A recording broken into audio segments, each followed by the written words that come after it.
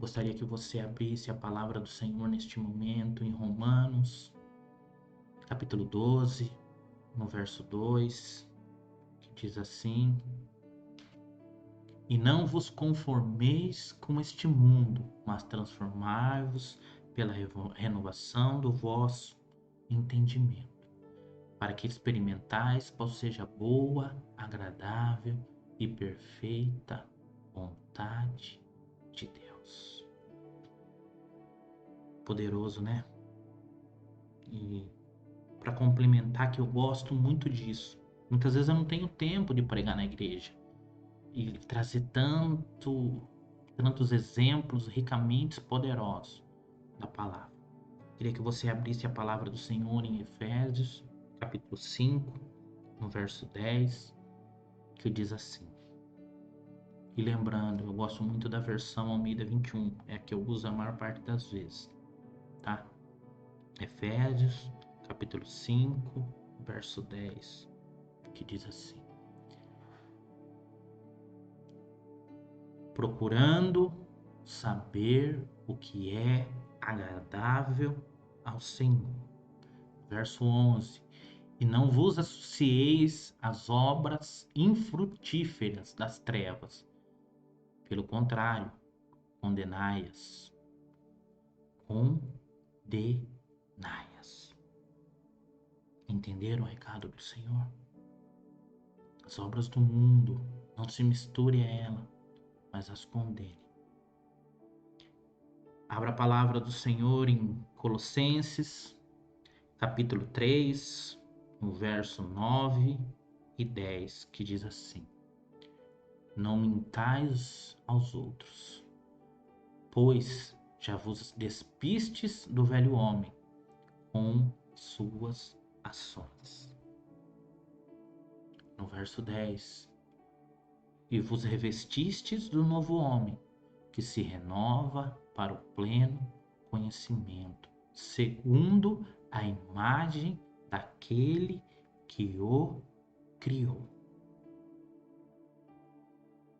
Senhor, vocês estão vendo a revelação?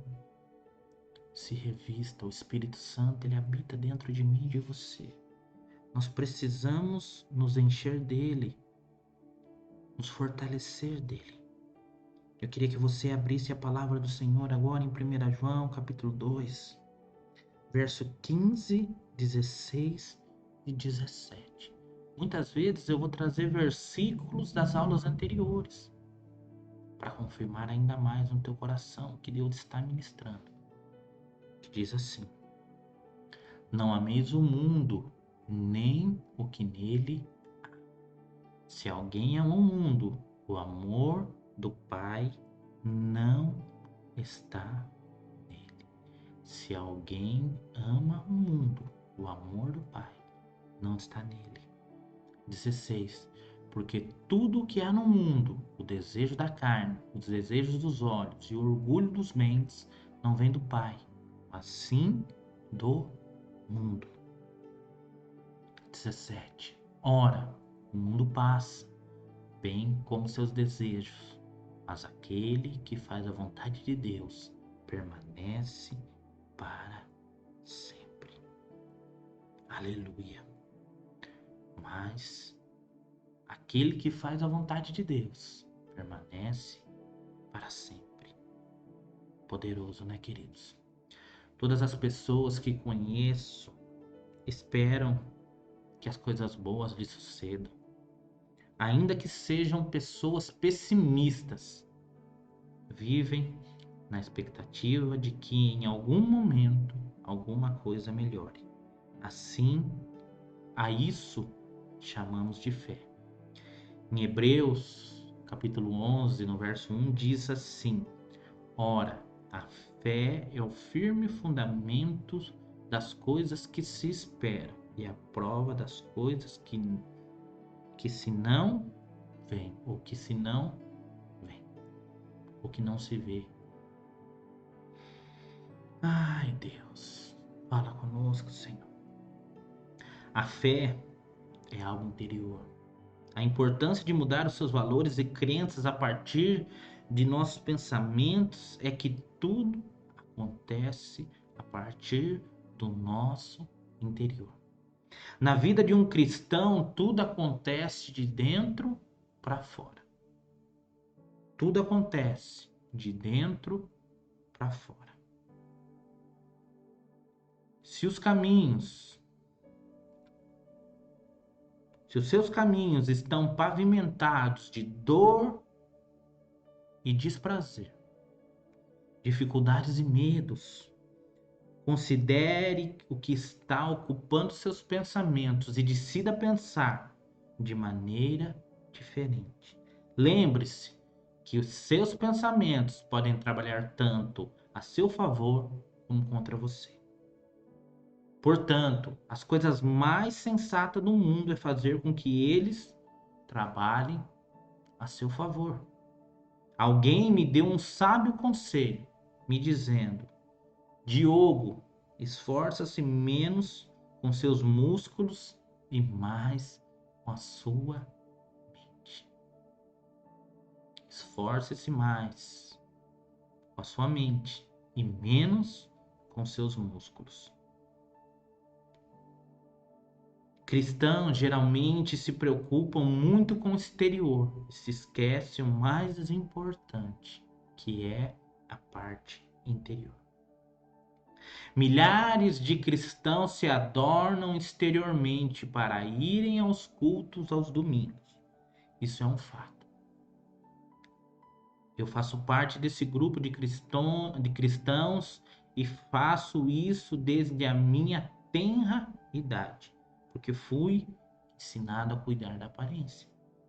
Todavia, gosto de um ditado dos nossos amados irmãos de Minas Gerais. Eles dizem: por fora, bela viola, por dentro, pão bolorento.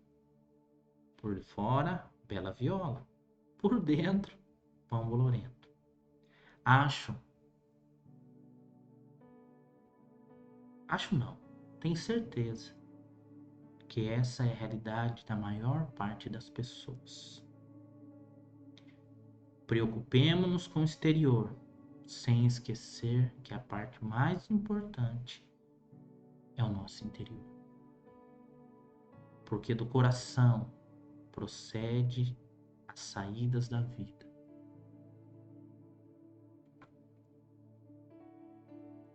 A mente e a mente. Provérbios, capítulo 4, verso 23, diz assim: Sobretudo, o que se deve guardar? Guarda o teu coração, porque dele procedem as saídas da vida. Guarda o teu coração, queridos. Não deixe o mundo corromper o teu coração. Vamos lá em Mateus, capítulo 12, do verso 33 ao verso 37, que diz assim: Pelo fruto se conhece a árvore. Se a árvore é boa, seu fruto será bom. Se a árvore é má, seu fruto será mau. Raça de víboras, como podeis falar coisas boas sendo maus? Pois a boca fala de que o coração está cheio. O homem bom tira coisas boas do seu tesouro. O homem mau tira coisas más do seu mau tesouro.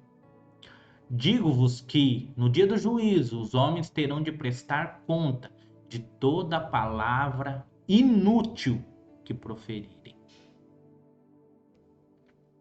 Porque pelas tuas palavras serás absolvido e pelas tuas palavras será condenado. Cuidado com as palavras, queridos. Cuidado com as palavras. Preocupemo-nos com o exterior sem esquecer de proteger as partes mais importantes do nosso interior. Joyce Meyer disse que o caminho para ações pecaminosas é pavimentado com pensamentos pecaminosos. David Yong Cho escreveu que Deus não habitar numa mente poluída. Assim como peixes e pássaros não permanecem num lago poluído. Olha que poderoso que o Senhor está nos revelando aqui.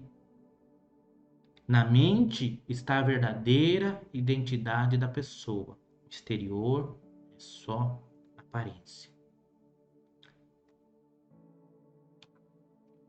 Você pode ser conhecido pela aparência física, documentos como RG, CPF ou certidão de nascimento.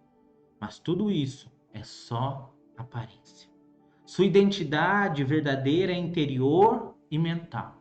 A Bíblia diz que somos exatamente o que pensamos. Provérbios 23:7 diz assim: porque como imagina em sua alma, assim ele é. Mas eu quero levar você mais profundo nisso. No Salmo de número 12, no verso 1 e 2, diz assim: salva-nos, Senhor, pois não existe quem seja fiel. Os fiéis desaparecerão dentre os filhos dos homens. Cada um mente ao seu próximo, falam com lábios bajuladores e coração fingido. Falam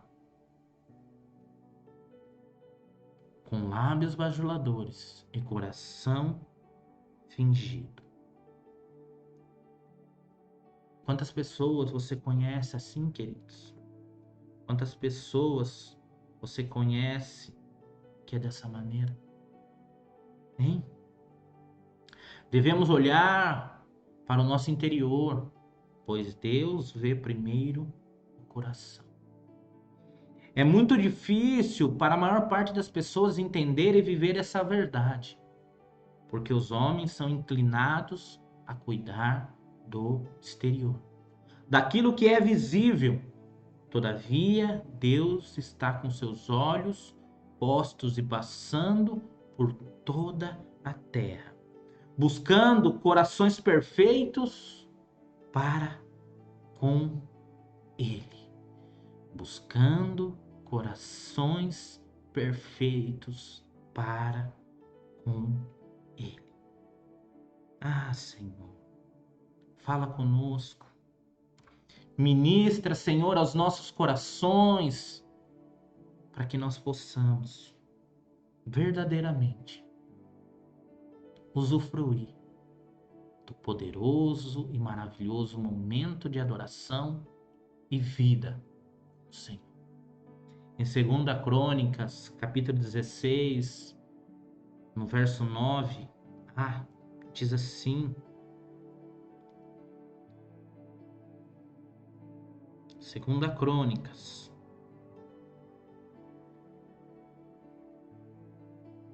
porque quanto ao Senhor, seus olhos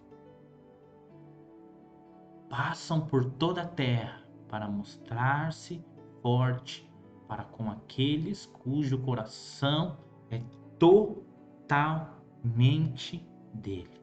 2 Crônicas 16:9, parte A. Coração totalmente dele. 1 Samuel, capítulo 13, verso 13, que eu acho lindo quando o Senhor fala que Saul já não era mais querido do Senhor e ele tinha achado o outro para estar com ele. Diz assim: você agiu como tolo, exclamou Samuel, não guardou os mandamentos que o Senhor seu Deus lhe deu. Se tivesse obedecido, o Senhor teria estabelecido para sempre seu reinado sobre Israel. Agora, porém, seu reinado não permanecerá, pois o Senhor escolheu um homem segundo o coração dele. O Senhor já designou esse homem para ser líder de seu povo, pois você não obedeceu o mandamento do Senhor. Pois você não obedeceu o mandamento do Senhor. poderoso, né?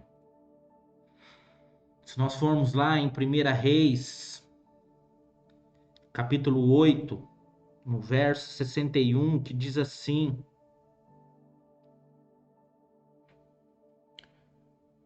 mas vocês têm um coração íntegro para com o Senhor, nosso Deus, para viverem por seus decretos e obedecerem aos seus mandamentos, como acontece hoje. Poderoso, né? Muito poderoso, né? Aqui é Deus falando com Salomão e através de Salomão. E eles em seguida, se você ler no verso 62, eles oferecem sacrifícios ao Senhor. Mas nós precisamos focar nisso. Quando nos alinhamos à vontade do Senhor, as coisas acontecem. Se você abrir lá em Provérbios, capítulo 5, verso 21 e 22, que diz assim: o Senhor vê os caminhos dos homens, vê os caminhos do homem, examina todos os seus passos. As maldades do ímpio o prendem, ele se torna prisioneiro das cordas do seu pecado.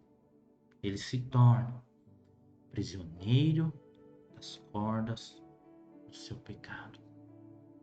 Muitas vezes, queridos, quando vamos fazer ministração de libertação, vemos as pessoas tão enroladas nessas cordas, tão presas nessas cordas, que nós nos assustamos. Nós temos poder. Jesus, ele diz em Mateus 18:18 que tudo que ligamos na terra é ligado no céu. E tudo que desligamos na terra é desligado no céu. Cuidado com o que você liga e cuidado com o que você desliga. No texto citado, ali em 2 Crônicas, a palavra coração é lebabe, que significa homem interior, mente, vontade, coração, alma e inteligência.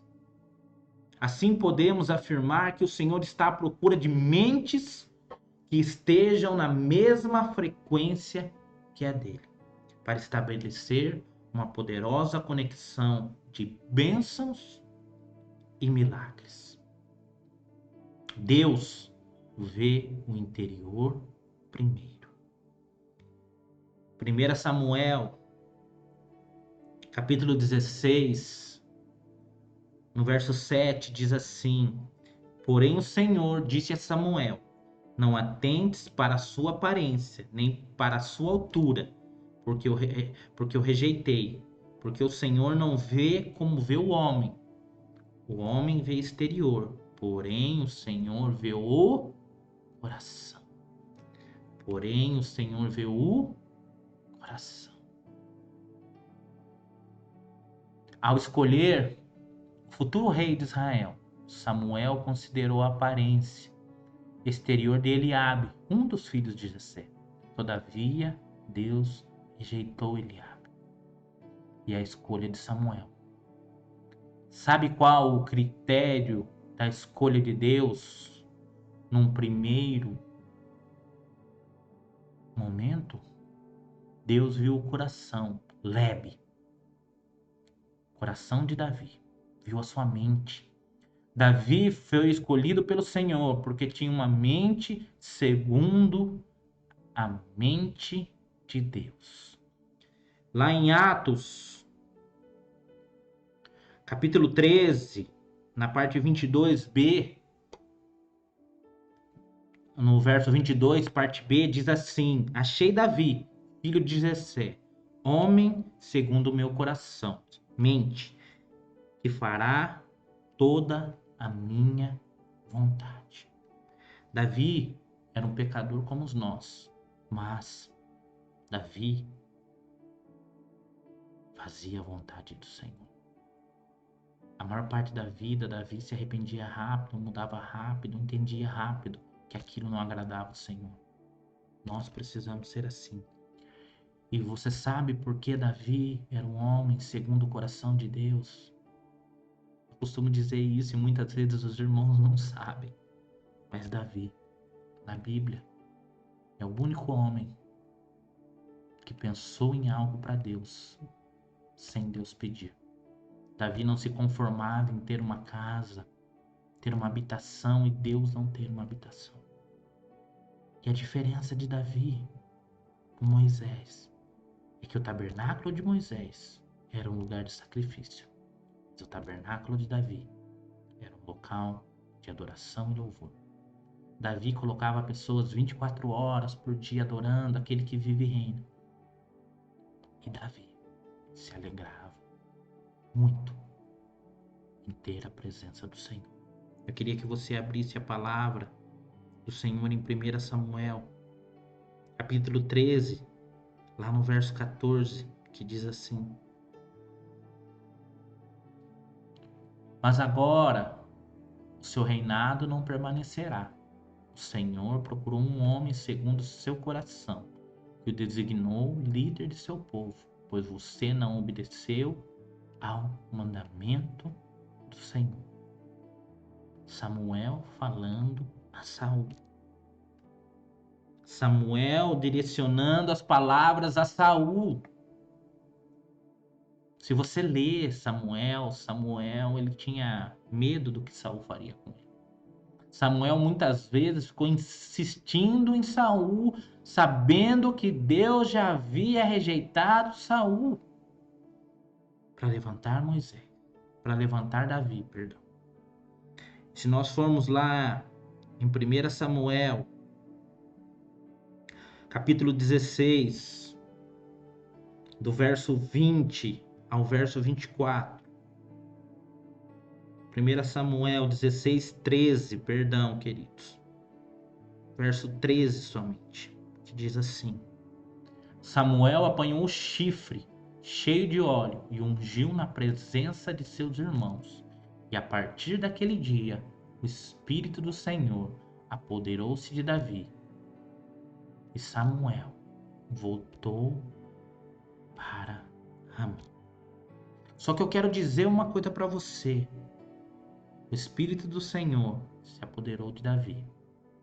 E olha o que aconteceu no mesmo instante. O Espírito do Senhor se retirou de Saul. Um espírito maligno, vindo por permissão do Senhor, o atormentar. O Senhor permitiu, queridos. Quando você não é do Senhor, o inimigo toma posse. O Senhor permite. O Senhor não é egoísta. Quem foi a pessoa que ajudou Saul foi Davi. E depois o que acontece? Saul, por ciúmes, pega raiva e ódio de Davi. Quero que você abra agora o Salmo de número 89. O verso 20 ao verso 24. Olha o que diz a palavra daquele que vive e reina. Encontrei o meu servo Davi, ungiu com o meu óleo sagrado. A minha mão o susterá, o meu braço o fará forte. Nenhum inimigo o sujeitará a tributos, nenhum injusto o oprimirá. Esmagarei diante dele os seus adversários e destruirei os seus inimigos. A minha fidelidade e o meu amor o acompanharão, e pelo meu nome aumentará o seu poder. Olha o que Deus fez quando nós fazemos a vontade, alinhamos a nossa mente, o nosso coração à vontade de Deus. Tudo é ao nosso favor. Deus achou em Davi uma mente segundo a sua mente, e isso resultou na escolha e aprovação de Davi. Paulo, em sua carta aos Romanos, apela aos irmãos que não se assemelhem ao mundo e seu sistema, mas sejam renovados em sua maneira de pensar.